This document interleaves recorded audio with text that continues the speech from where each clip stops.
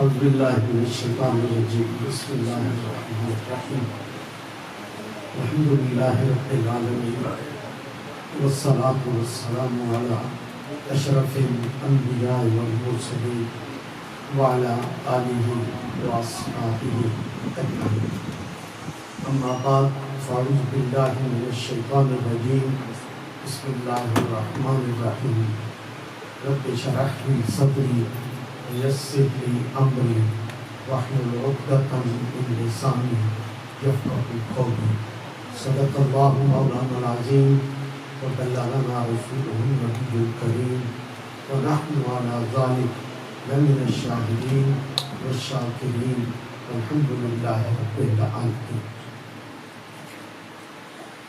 عزیز القدر جناب علامہ ڈاکٹر محمد شہباز احمد چشتی صاحب اپنے نام کی طرح عظیم جناب محترم عظیم میاں صاحب دیگر یاران طریقت میرے عزیز بچوں میرے محترم بھائیوں حاضرین و سامعین آپ کا یہ خادم آپ سے پیار کرنے والا آپ کی خیر خواہی چاہنے والا آپ کی خدمت میں سلام و محبت و عقیدت پیش کرتا ہے اور اسی سلام کے ساتھ آج پاکستان کی 71ویں سالگرہ ہے یوم آزادی ہے یہ فقیر آپ سب کی خدمت میں اس یوم آزادی پہ بھی آپ کو مبارکباد پیش کرتا ہے. میں جب دیکھتا ہوں کہ یہ آزادیاں اور یہ غلامی کیا ایسے ہی آ جاتی نہ غلامی کسی کے مقدر میں ایسے لکھ دی جاتی ہے اور نہ ہی آزادی کسی کو مفت میں ملتی. آزادی کے لیے بھی خون کے دریا پار کرنے پڑتے ہیں. آزادی کے لیے بھی بے شمار جذبات کی قربانی دینی پڑتی ہے. آزادی کے لیے بھی معصوموں کو نیزوں کی تنیوں پہ اچھلتا ہوا دیکھنا پڑتا ہے. آزادی کے لیے آبروئیں بھی لٹتی ہیں معصومیتیں بھی قربان ہوتی ہیں. تب جا کر مسلسل تگ و دو کے بعد آزادی کی سوغات انسان کو نصیب ہوتی ہے. حضرات محترم میں ایسے شہر میں رہتا ہوں جو بنیادی طور پہ ہندو شہر ہے.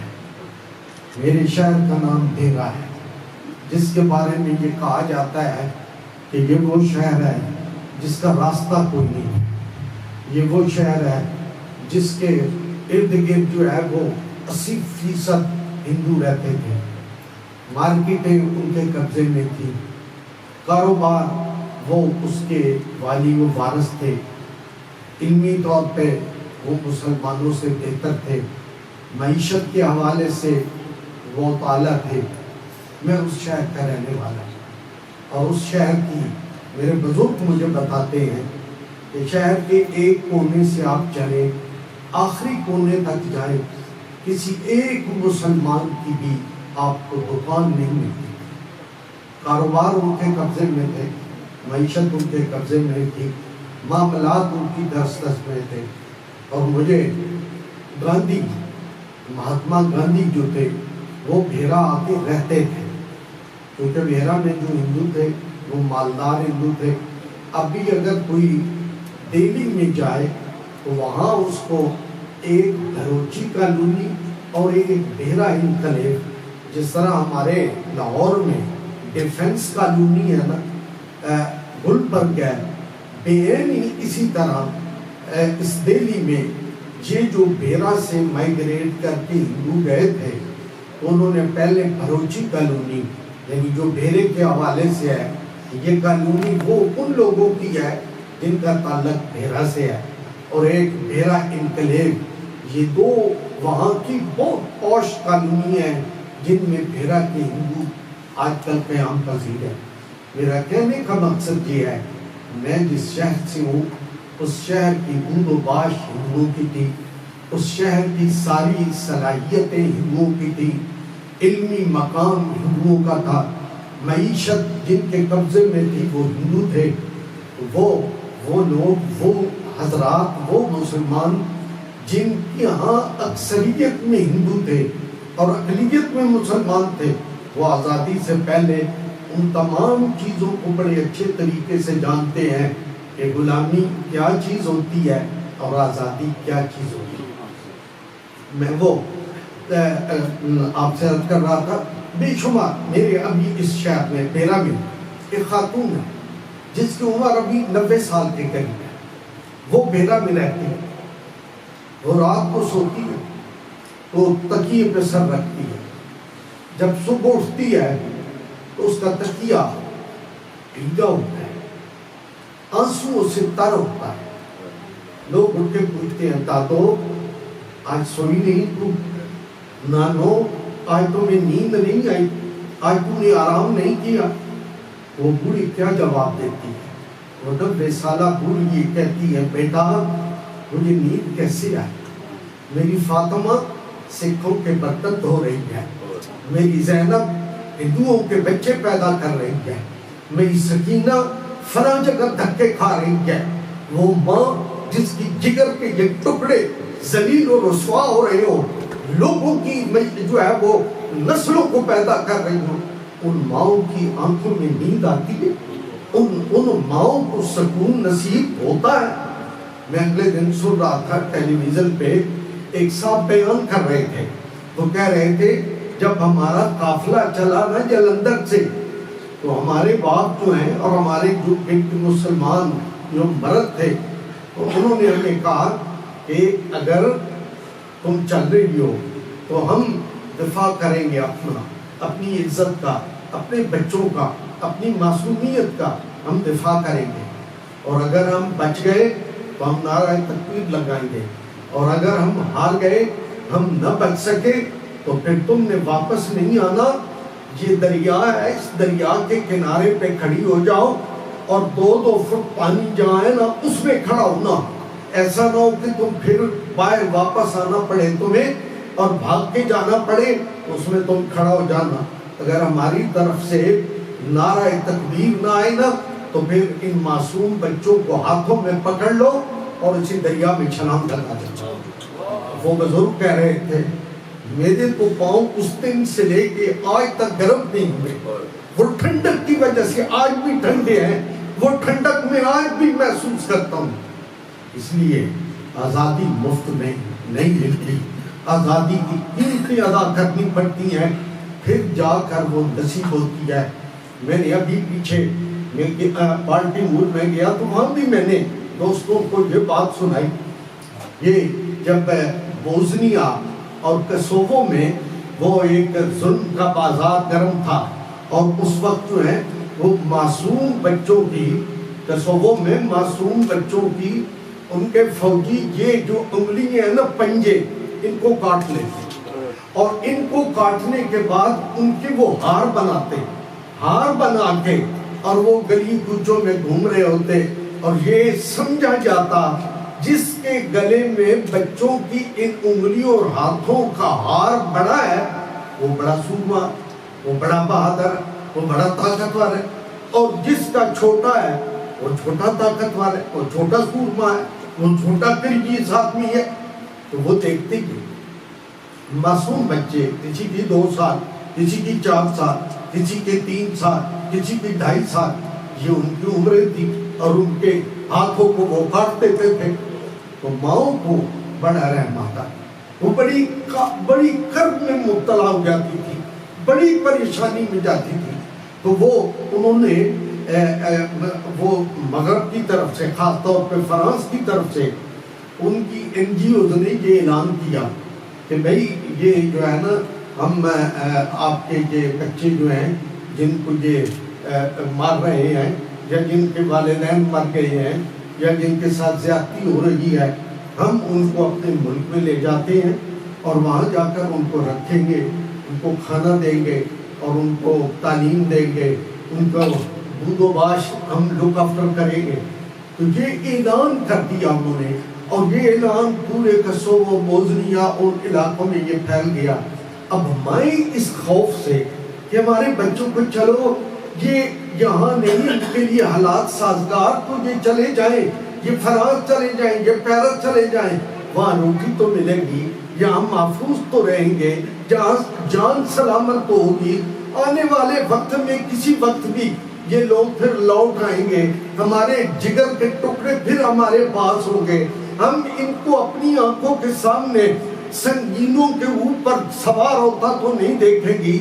یہ صورتحال ان کے ہاں یہ پیش ہوئی، تو وہاں فرانس نے جہاز بھیجے کہ جاؤ وہاں سے مسلمانے کے بچیوں اور بچیوں کو لے کے آؤ، اور وہ جو ہے وہ ان کی جو وہ اسٹیڈیم تھا اس میں انہوں نے بسیں کھڑی کی، جس میں مسلمان خواتین اپنے بچیوں اور بچیوں کو وہاں جا کر بٹھا رہے تھے۔ ایک ماں اپنے بیٹے کو پکڑ کے اپنے گھر سے لا رہی ہے اور وہ لے جا رہی ہے اسٹیڈیم میں کھڑی بس میں بٹھانے کے لیے، ساتھ چل رہی ہے اور اس کو کہتی ہے میرے بیٹے تیرا نام غلام رسول ہے، میرے بیٹے تیرے باپ کا نام محمد اکبر ہے، میرے بیٹے تیری ماں کا نام سکینہ ہے، اور تیرا گھر جو ہے نا وہ فلاں مسجد کے جو دوسری گلی ہے اس میں تیرا گھر ہے۔ یہ بچے کو تھوڑی دیر پڑھاتی ہے، پھر آگے چل پڑتی ہے، پھر چند قدم چلنے کے بعد پھر اس کو پکڑ کے کہتی ہے میرے بیٹا تیرا یہ نام ہے، یہ تیرے باپ کا نام ہے، یہ تیری ماں کا نام ہے، تیرا گھر فلاں مسجد کی دوسری گلی میں ہے۔ یاد رکھنا کیوں دے رہی تھی، اسے بتا رہی تھی تو مسلمان ہے، تیرا باپ مسلمان ہے، تیری ماں مسلمان ہے، تیرا گھر اسلامی شناخت مسجد کے قریب ہے، اس گھر میں تیری رہائش ہے۔ ارے کبھی لوٹے گا میرا بیٹا تو آتے ہوئے اس کو ماں کا نام نہ بھول جائے، اس کو باپ کا نام نہ بھول جائے، اس کو اپنی گلی محلہ نہ بھول جائے، اس کو مسجد اور اللہ کی کبریائی کا جہاں پکار ہوتی ہے وہ جگہ نہ بھول جائے۔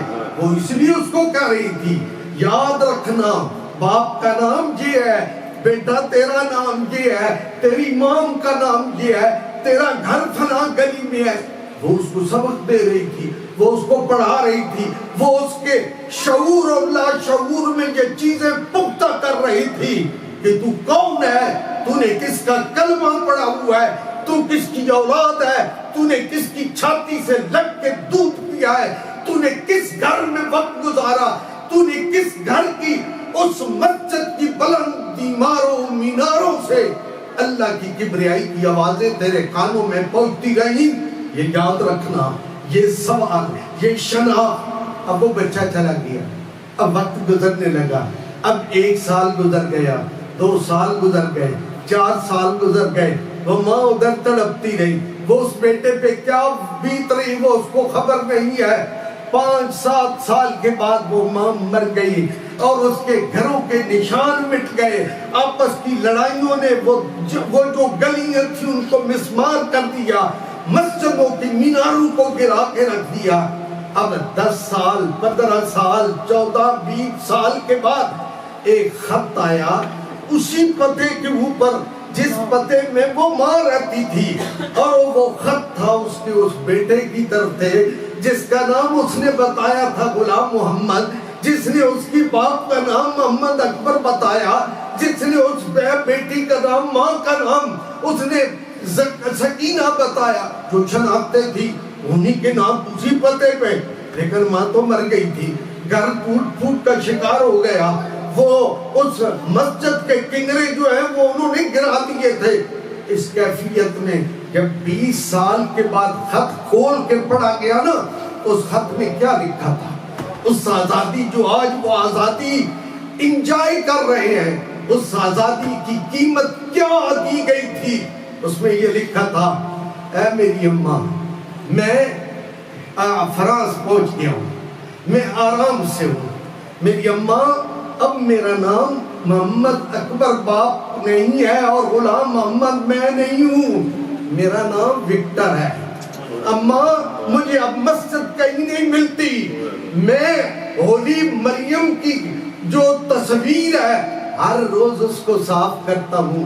میری اماں جو تو نے مجھے بتایا تھا آج اس میں سے کوئی شناخت میرے پاس موجود نہیں ہے، آج میرے پاس نہ وہ نام ہے، نہ میرے پاس وہ بلدیت ہے، نہ میری اس مسجد کی دوسری گلی میں گھر کا پتہ ہے۔ آج میرے پتے بدل گئے، میرے نام بدل گئے، میری شناختیں بدل گئی، میری نسل گم ہو گئی۔ ہم پوچھتے ہیں کیا آزادی اس طرح مفت میں ملتی ہے؟ آج آزادی کا نام لے کے ہم یہاں بیٹھے ہیں اور ہم یہ سمجھتے ہیں کہ ہم نے بڑا احسان کیا ہوا ہے۔ پوچھو ان لوگوں سے، پوچھو ان نسلوں سے، پوچھو نہ جا کے اس شام کے معصوم بچوں کی حالت کو جا کر دیکھ کے پوچھو ان سے آزادی کس کو کہتے ہیں۔ عراق کی لٹتی عصمتوں کو دیکھو، بتاؤ ان سے پوچھو تو تمہیں بتائیں آزادی کس کو کہتی ہے۔ جب وہاں گلی محلوں میں ارے انسانیت کا بیوپار کرنے والے یہ کہتے ہیں ارے لوگوں آؤ، لیبیا سے تازہ مال آ گیا، آؤ بیٹو آؤ لوگوں آؤ، آج شام سے تازہ مال آ گیا، اس وقت تمہیں پتہ چلے کہ قیمت کیا ہوتی ہے، آزادی کس چیز کا نام ہے۔ یہ 71 سال گزر گئے، ہم بے شمار اپنی خرابیوں کے باوجود ہم آزادی کی نعمت سے مالا مال ہے۔ یہ کوئی مفت کی خیرات نہیں ہے، یہ کوئی مفت کی دین نہیں ہے، یہ اللہ کے نبی کے کرم سے اور ہمارے بزرگوں کی قربانیوں سے اللہ نے یہ تحفہ ہمیں عطا کیا۔ نعرہ تکبیر، نعرہ تکبیر، نعرہ تکبیر، پاکستان زندہ باد، پاکستان زندہ باد، نعرہ رسالت، نعرہ رسالت، نعرہ رسالت، نعرہ رسالت، نعرہ رسالت، صدا سلامت پاکستان، قیامت پاکستان، صدا سلامت پاکستان، قیامت پاکستان۔ قائد اعظم زندہ باد، قائد اعظم زندہ باد، قائد اعظم زندہ باد۔ اس لیے حضرات محترم میری طرف سے آپ کو آزادی مبارک۔ یہ سوات مفت میں نہیں ملے، اس کے لیے نسلیں گم ہو جاتی ہیں۔ میں پیرس گیا، وہ ایفل ٹاور کے سامنے ایک دریا بہتا ہے، اس دریا سے پل، اس پل سے جب میں گزرنے لگا تو میں نے بچیوں کو دیکھا۔ بچیاں تھیں کوئی 12 سال کی، کوئی 14 سال کی، کوئی 10 سال کی، اور ان کے تن ڈھانپنے کو کپڑے پورے نہیں تھے، اور وہاں کی اخلاق باختہ نگاہیں ان کے جسموں کو جھانک رہی تھی۔ میں نے سمجھا کہ وہ بھٹے بیچ رہی تھی، مکئی کے جو ہے وہ توکے بیچ رہی تھی۔ میں نے سمجھا شاید یہ ہپیز ہیں، اسی قوم کی ہیں، خوبصورت تھی، بڑی پیاری بچیاں تھیں۔ تو وہ میرے ذہن میں کیا، میں نے پوچھا یہ کون ہے؟ تو وہ کہنے لگے کہ یہ بچیاں البانیہ سے، یہ بچیاں کسوس سے، یہ بچیاں بوزنیا سے، یہ وہاں کی بچیاں۔ ہماری آبرو، ہماری عزت، ہم کسی کو غلط نگاہ نہ ڈالنے دیں۔ آج ہماری اس قوم کی وہ بچیاں وہاں اپنے جسموں کی نمائش کر رہی ہیں۔ یہ چیزیں اس طرح مفت میں نہیں ملتی۔ اس لیے حضرات محترم پاکستان کی قدر کیا کریں۔ پاکستان کے لیے مجھے وہ ہمارے بہت قدرت اللہ شہاب صاحب گزرے ہیں، وہ کہتے ہیں کہ ایک ماسٹر صاحب تھے، ان کی 3 بیٹیاں تھیں، اور تو وہ اب پاکستان بننے کے ساتھ وہ جو بلوائی جاتے اور ہر چیز کو برباد کرتے جاتے، ان کے دل میں یہ خوف بیٹھا ہوا تھا کہ میں کس طرح اب ان جو ہے وہ بچیوں کو سنبھالوں اور ان کی عزت آبرو کی حفاظت کروں اور ان کو لے کے گئی۔ تو انہوں نے اپنی بچیوں کو بیٹھا کے نا حضرت ابراہیم علیہ السلام اور حضرت اسماعیل علیہ السلام کی گفتگو سنانی شروع کر دی کہ اس طرح حضرت ابراہیم کے ایک صاحبزادے تھے، اللہ کی طرف سے حکم آیا اپنی سب سے قیمتی چیز اس کے راستے پہ قربان کر دو۔ تو انہوں نے پھر دیکھا کہ کون سی چیز ہے، انہوں نے بھیڑ بکریاں کی، اونٹ کیے، لیکن بار بار وہ بات آتی رہی۔ تو پھر انہیں پتہ چلا تو میری سب سے قیمتی متاع اسماعیل ہے، جو بڑھاپے میں اللہ نے مجھے عطا کی ہے، تو انہوں نے ان کی قربانی کے لیے تیار ہو گئے۔ تو میری بیٹیوں، کوئی بھی چیز ہو، کسی بھی بڑے انعام کو حاصل کرنا ہو نا، تو اس پہ قربانی دی جاتی ہے۔ تو وہ اسی طرح ان کو بتاتے رہے وہ کیفیت۔ اس طرح پھر وہ مینڈے آ گئے، ان کو ذبح کیا گیا۔ اب وہ دونوں بہنیں اوپر بیٹھی ہوئی ہیں، آپس میں گفتگو کر رہی ہیں کہ بھائی وہ دیکھو نا، ہمارے ابا نے ہمیں بتایا ہے کہ حضرت ابراہیم علیہ السلام نے اپنے بیٹے حضرت اسماعیل کو ذبح کیا۔ تو بڑی بہن کہتے تو لیٹ میں تمہیں بتاؤں کس طرح ذبح کیا جاتا ہے۔ تو اس نے اس کو لیٹی اور اس کے اوپر چھری چلا دی، اور اس کا خون بہتا دیکھ کے وہ اور اس کو توازن برقرار نہ رہا، اور وہ چھت سے کود گئی، اور نیچے وہ بیٹی بھی مر گئی جس کو ذبح کیا، وہ بھی مر گئی جو اوپر تھی، اور تیسری بھاگ کے کہیں چلی گئی، کہیں میرے ساتھ بھی ایسا نہ ہو۔ یہ ہے وہ خاندان، یہ ہے وہ لوگ جنہوں نے قیمت ادا کی ہوئی ہے، جنہوں نے اولادیں اور نسلیں قربان کی ہوئی ہیں، پھر جا کر یہ خطہ زمین ہمیں نصیب ہوا۔ قائد اعظم کے بارے میں باتیں کرتے رہتے ہیں لوگ، میں کہتا ہوں وہ باتیں ہیں جو ہمارے اوپر اللہ کا انعام ہے۔ اگر کوئی بھی نعرہ دنیا میں آپ لگائیں، اس کا جو حاصل حصول یا اس کا افزانہ ہوگا وہ وہی کچھ ہوگا جو نعرہ ہوگا۔ مثلا ہم کہتے ہیں روٹی کپڑا مکان، یہ نعرہ ہے، یہ نعرہ ہے، تو اس کا عوض کیا ہوگا؟ اس کا عوض روٹی ہوگی، کپڑا ہی ہوگا، مکان ہی ہوگا، اس کے علاوہ تو کوئی چیز نہیں ہوگی۔ جو نعرہ ہے اس کا وہی افزانہ ہوتا ہے جو امت، لوگ، پبلک، لیڈر مطالبہ کر رہے تھے۔ مثلا آتے ہیں غربت مٹاؤ، ٹھیک ہے، غربت مٹانے کا نعرہ ہے، تو اس کے بعد میں کیا ملے گا؟ خوشحالی مل جائے گی، غربت ختم ہو جائے گی، خوشحالی مل جائے گی۔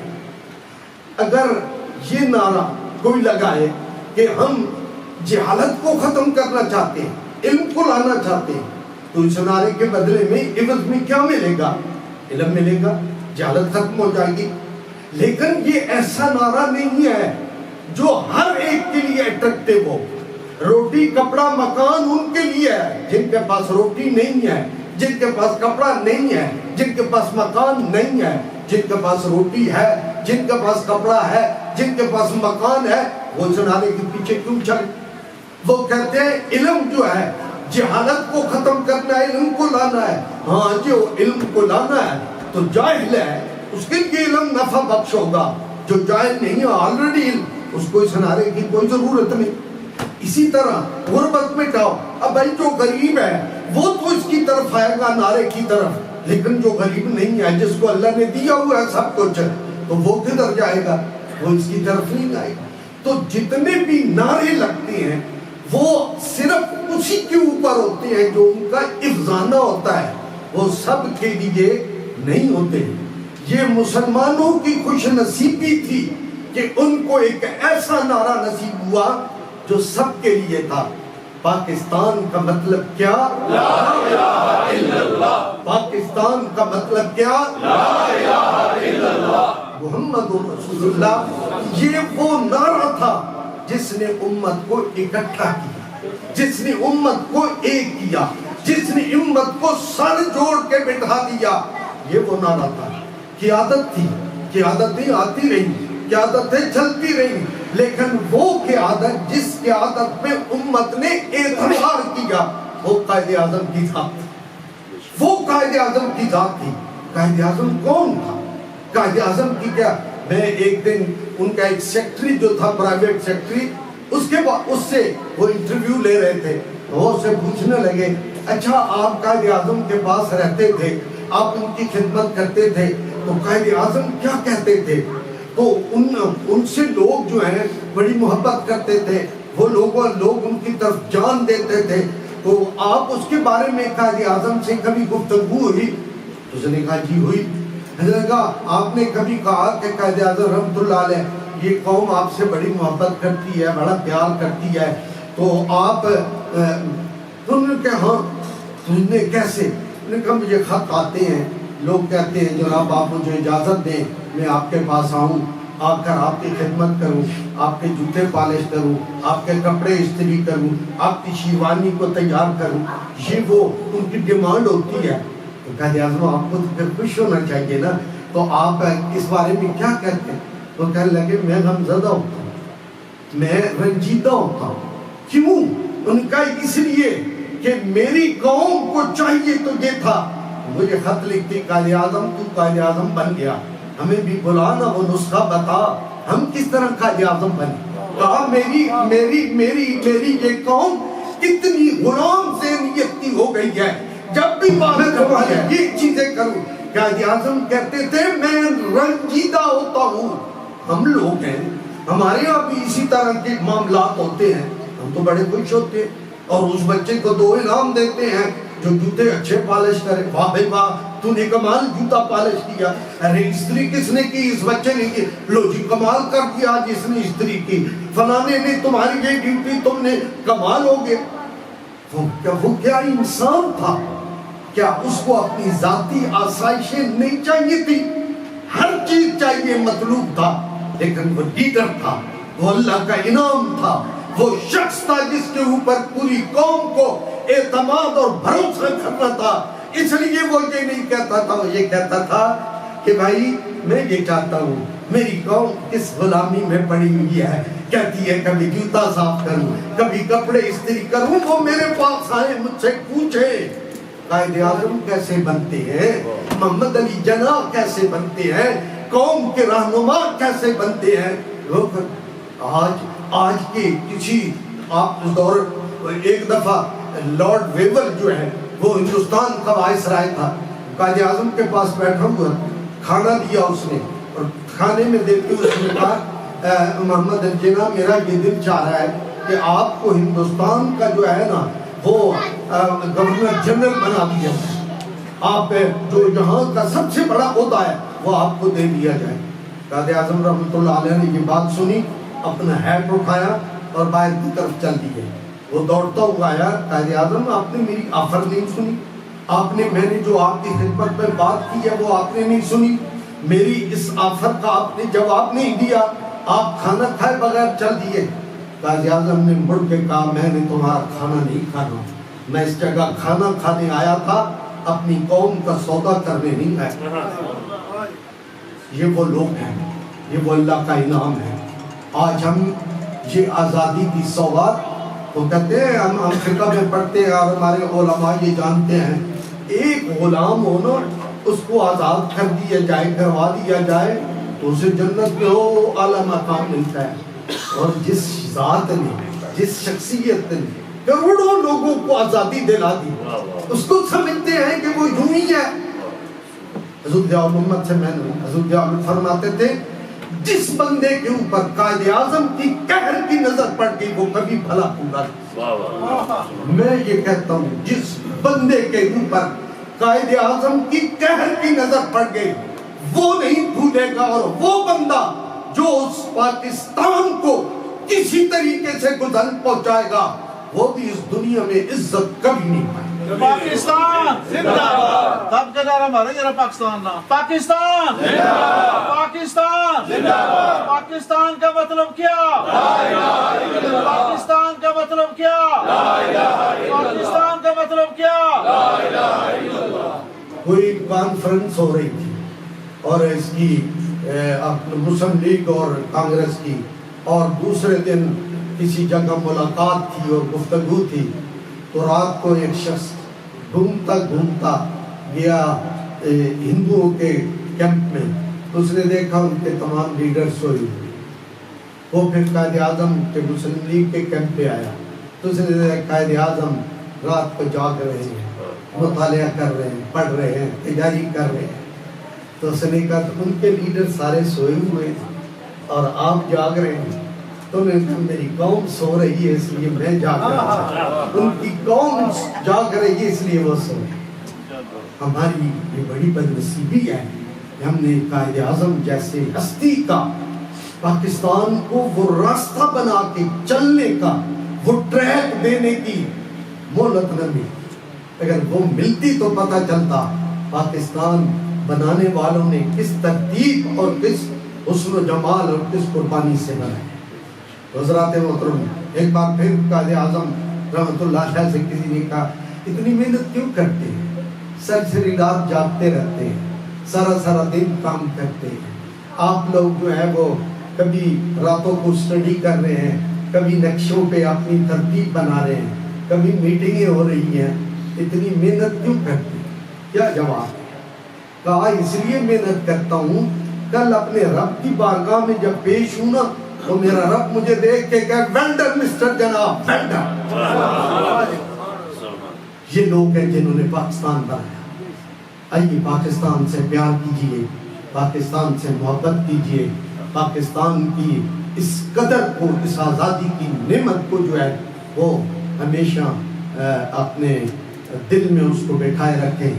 پاکستان زندہ باد، پاکستان زندہ باد، پاکستان زندہ باد، پاکستان آئندہ باد، سدا سلامت پاکستان تا قیامت پاکستان. محترم عظیم میاں صاحب نے پاکستان کے حوالے سے بہت خوبصورت باتیں کی. میں ان کا ہمارے ذہن میں ان کے لیے ہمیشہ ہی محبت رہی ہے. جہاں سے جب بھی ہم جیو پہ ان کی رپورٹنگ سنتے ہیں بڑی متوازن بہت زبردست رپورٹنگ ہوتی ہے. عظیم صاحب، عظیم میاں صاحب، آپ عظیم بھی ہیں اور میاں. اور آپ کا دل ہو تو 5-10 منٹ ذکر کر لیں، اللہ کا نام لیں گے. حضور نے ارشاد فرمایا کہ ان الشیطان جاسم علی قلب ابن آدم. یہ جو شیطان ہے نا، یہ ابن آدم انسان کے قلب کے اوپر اس نے پنجے گاڑے ہوئے اس کے. اور پھر فرمایا اذا ذکر اللہ، جب کوئی بندہ اللہ کا ذکر کرتا ہے نا تو وہ کیا خنس، تو یہ شیطان بھاگ جاتا ہے، دفع ہو جاتا ہے. اور جب یہ غافلہ وسوسہ، جب یہ غفلت کرتے جاتا ہے نا مسلمان مومن کوئی اللہ کے ذکر سے غفلت برتا ہے تو پھر کیا ہوتا ہے؟ وہ وسوسے دلوں میں پیدا کرتا ہے. خدا ہے، خدا نہیں، دنیا ہے، دنیا نے رہنا ہے، نہیں دنیا نے نہیں رہنا، یہ فلاں چیز ہے، فلاں چیز نہیں ہے. اس لیے اللہ کا ذکر جو ہے اس سے اپنے دل کو ہمیشہ جو ہے وہ ایک صحابی نے پوچھا یا رسول اللہ شریعت کے احکام تو بہت سارے ہیں، مجھے کوئی ایک بتا دیں جس پر میں عمل کروں اور میری جو ہے وہ آبرومندی اور ایمان سلامتی رہے. تو حضور نے ارشاد فرمایا ایسا ہے ہر وقت اپنی زبان کو نا اپنے رب کے ذکر سے تر رکھا کر تو تجھے اور بہت ساری احکام کی ضرورت شاید اتنی نہ پڑے. اس لیے یہ انسان کی بنیادی شناخت ہے. حضرت موسیٰ علیہ السلام اور حضرت ہارون کو اللہ تعالیٰ نے حکم فرمایا کہ جاؤ جا کر فرعون کو تنبیہ کرو، وہ بگڑ گیا ہے، اس کو سمجھاؤ. اس کی پھر فرمایا بھلاتا نہیں افی ذکر، ہماری جو ذکر ہے نا ہماری یاد سے غافل نہ ہونا. کون ہے؟ نبی ہے. موسیٰ علیہ السلام، ہارون علیہ السلام دونوں کو بھیجا جا رہا ہے. فرعون کی طرف جاؤ، جا کر اس کو ہمارا پیغام دو، ہماری دعوت دو. لیکن یہ نہیں ہے وہاں جا کر ہمیں بھول جانا، لا تنیا ذکری، ہمارے ذکر سے غافل نہ ہونا. حضرات محترم، میں نے ابھی وہ پڑھ رہا تھا حضرت مولانا ابو بکر غزنوی رحمۃ اللہ، وہ فرما رہے تھے کہ 3 چیزیں ہیں جو انسان کے لیے بڑی خیر کی ہیں. ایک وہ اللہ کا ذکر کرے تو اللہ کے لیے کرے، دنیا کے لیے نہیں کرے. ہم ذکر کرتے ہیں نا 100 تسبیح پڑھوں گا میرا بچہ امتحان میں پاس ہو جائے، 10 تسبیحیں کروں گا اس لیے کہ مجھے نوکری مل جائے، فلاں کروں گا تو یہ ہو جائے، فلاں کروں گا. آپ نے فرمایا نہیں، لوجہ اللہ کے لیے ذکر کرو، اللہ کے اس کو اللہ اس کی اپنی رضا کے لیے اسے یاد کرو. ایک دوسری فرمائی کیا کرو؟ ہر وقت کرو. یہ نہیں ہے کہ اس وقت کرو اس وقت نہ کرو، شام کو کرو دن کو نہ کرو، رات کو کرو تو یہ کرو، نہیں. اللہ کا ذکر ہے، اللہ کا ذکر اس کے لیے کرو. اور کیا کرو؟ ہر وقت کرو. اور تیسری بات آپ نے ارشاد فرمائی، آپ نے فرمایا کہ اللہ کے بندوں کے پاس بیٹھ کے کرو، صحبت اولیاء. صحبت مردان کامل. تو یہ تینوں باتیں ہیں. ذکر کرو اللہ کے لیے اور ذکر کرو ہر وقت, اور پھر کیا کرو, کیا کرو, اللہ کے بندوں کا, اللہ ان بزرگان دین کی صحبت میں بیٹھو جنہوں انہوں نے بڑی خوبصورت, انہوں نے کہا لوگ کہتے ہیں کہ اس ذکر میں لذت نہیں ہے. تو انہوں نے پوچھا کہ جب یہ اللہ کے بندے ساری ساری رات بیٹھے رہتے ہیں, آپ سوتے ہیں, وہ جاگتے ہیں, تو کیا ذکر میں لذت نہیں ہے؟ تم یہ کہتے ہو ذکر میں لذت نہیں ہے.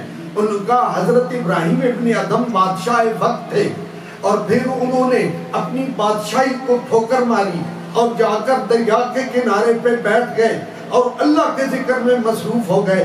تو وہ کہتے ہیں بادشاہی میں لذت تھی نا, انہوں نے اس کو چھوڑ کر اللہ کی رضا کی لذت کو حاصل کیا, تو اس میں کوئی لذت نہیں.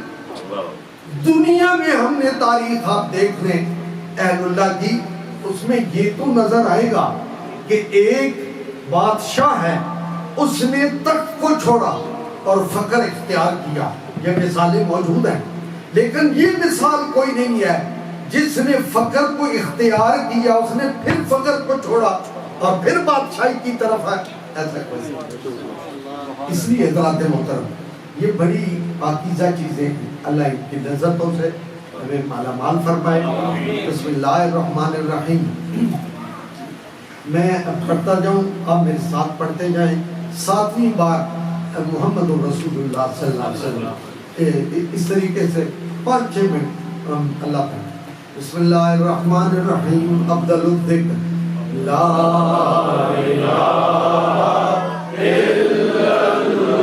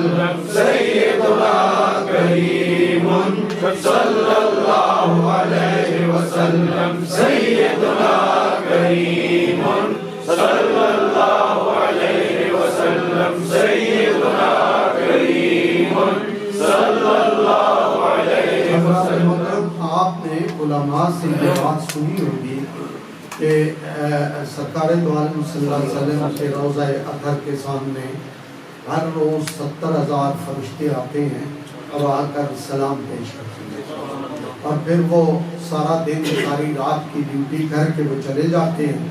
پھر دوسرا 70,000 کا گروہ جو ہے وہ آتا ہے، پھر وہ چلے جاتے ہیں. پھر تیسرا علماء فرماتے ہیں کہ جو ایک بار آئے نا 70,000 کا گروہ اس کو قیامت تک پھر دوبارہ باری نہیں ملتی، اس کو پھر دوبارہ یہ. لیکن ہم حضور کی امت کی کتنے خوش نصیب ہیں کہ جب چاہے سر جھکائیں اور پڑھنے لگے سیدنا کریم صلی اللہ علیہ وسلم، سیدنا کریم صلی اللہ علیہ وسلم، سیدنا کریم صلی اللہ علیہ وسلم، سیدنا کریم صلی اللہ علیہ وسلم، سیدنا کریم صلی اللہ علیہ وسلم، سیدنا کریم صلی اللہ علیہ وسلم. لا الہ الا اللہ، لا الہ الا اللہ.